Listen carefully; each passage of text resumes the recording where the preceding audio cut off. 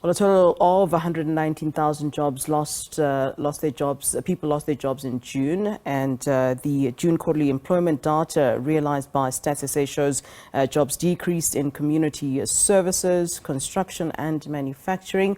However, employment increased in mining, transport, and trade sectors of the economy. Let's discuss this further. Then we're now joined via Zoom by Dr. Dick Forslund, who is a senior economist at Alternative Information and Development Center. Doctor, a warm welcome to you. Thanks for joining us. Thank you for having me. Good afternoon. All right, you're welcome. Let's start here. Unemployment decreasing by 1.2% in June. I mean, it really is a drop in the ocean of a desert. Are we likely, though, to see, should we hopeful, are we likely to see, maybe those numbers improving soon?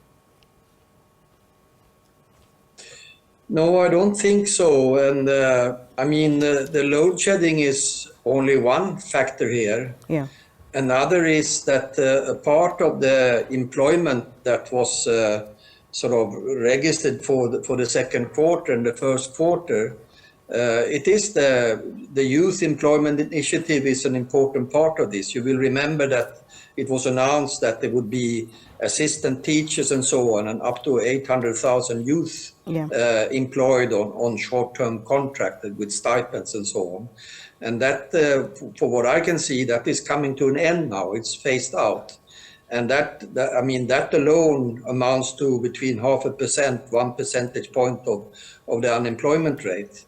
So that for that reason, I expect that the next unemployment report will show increased unemployment, and not the least because of the harsh austerity that the Treasury is implementing, and we are waiting for the midterm budget now. Yeah, it's interesting that you talk about load shedding, and you've said that load shedding is only one factor here that's contributing to these problems.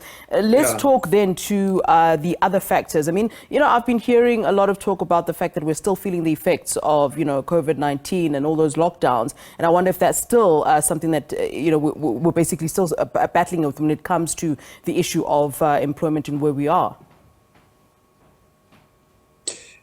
Yeah, I think many small firms and hostels and sort of barbershops or saloons, they closed and they have not reopened again. But I mean, you have beside the load shedding, you have two other factors in this cocktail, and that is the austerity thing. Where the Treasury is set on a trajectory of trying to have a so-called primary budget surplus next year, and I mean, if the present public sector negotiations has been impossible, then the coming negotiations will be even more impossible.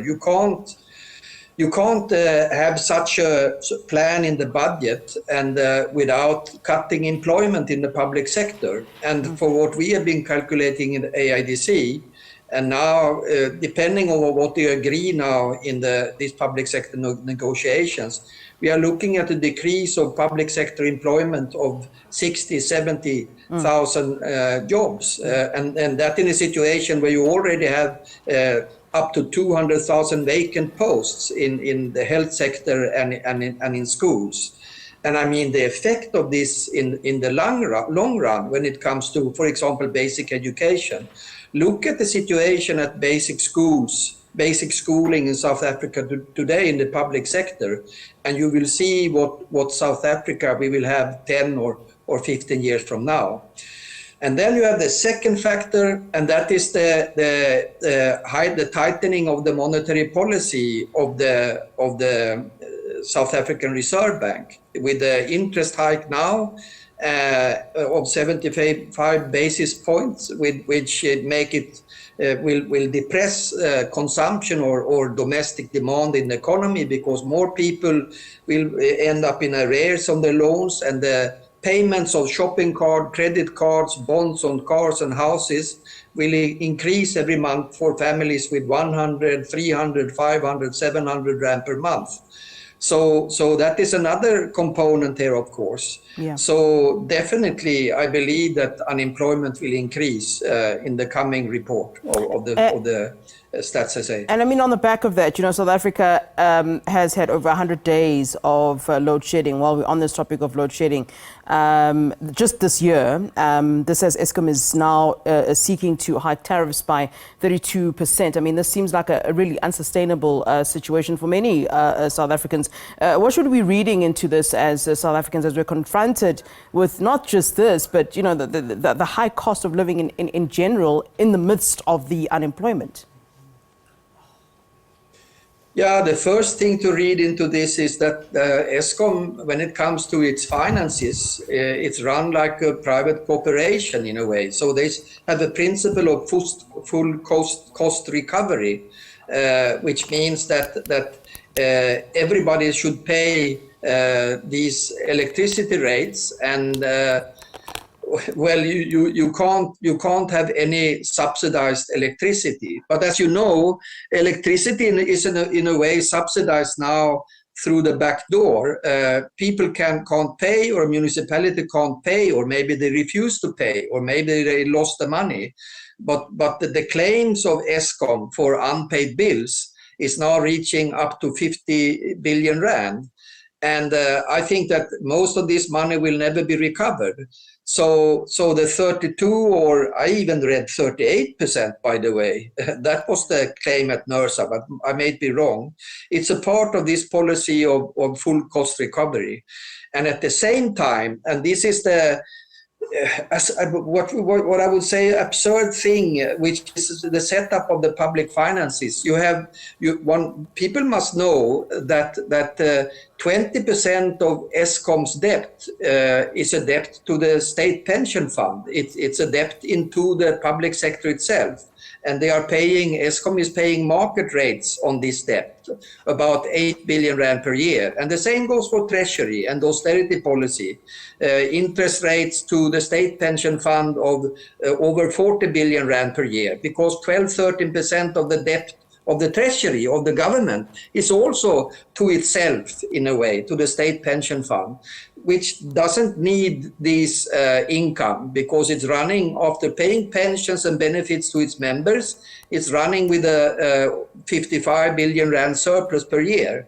So, I mean, the whole setup of the finances and of the economy and the role of the public sector, it has to be rethought, and it has also to stop this. I think I was not happy when I saw that President Cyril Ramaphosa, when he was in New York, he dropped this hint to a $38 billion deficit to financing a just transition.